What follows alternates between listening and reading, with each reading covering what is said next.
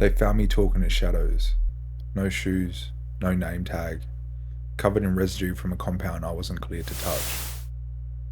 They said I had a psychotic break. No one was going to believe me no matter what. But I still see him. In the silence, in the hum. The Hatman isn't a dream. He was just waiting for his chance. And I opened the door.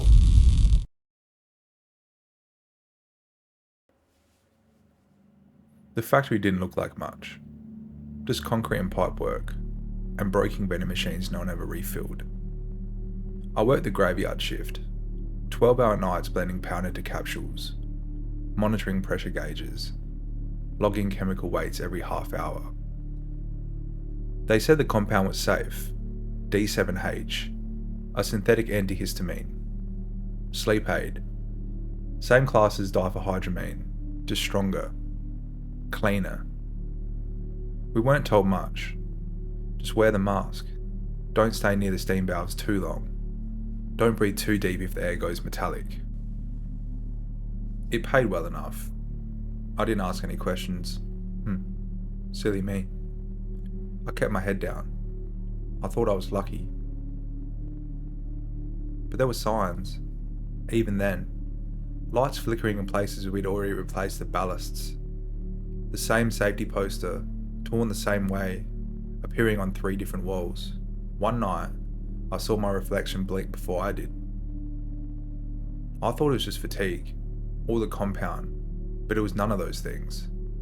It was him, watching. It happened on a Wednesday, or maybe it didn't.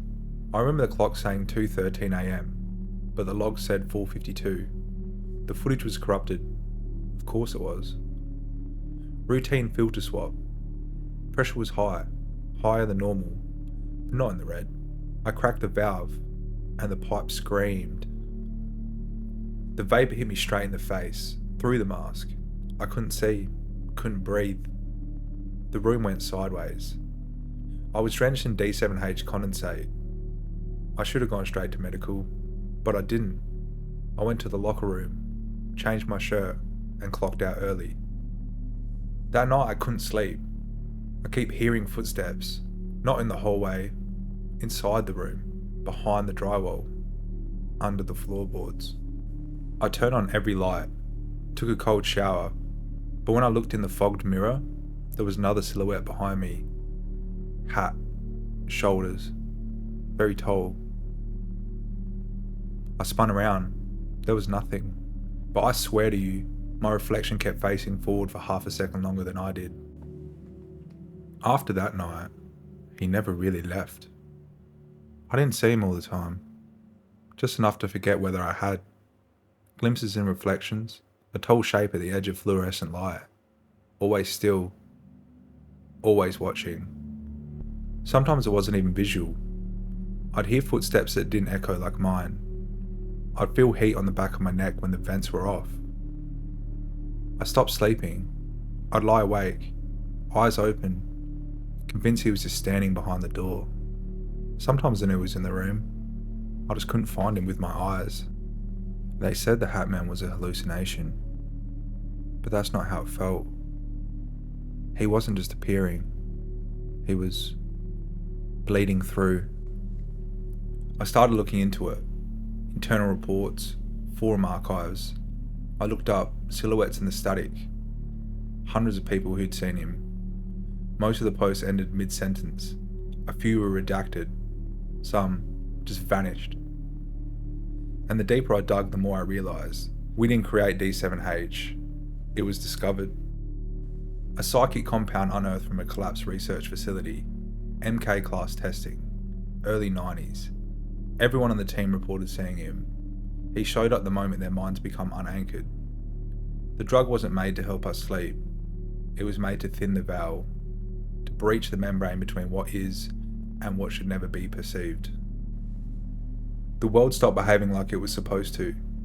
I'd watch steam rise, and it would freeze in place. Co-workers walked past me twice, in the same hallway, from opposite directions. I opened a supply locker and found my own face staring back. Reality wasn't cracking. It was repeating. One night I followed the humming. It was coming from the mixing chamber, the heart of the compound line.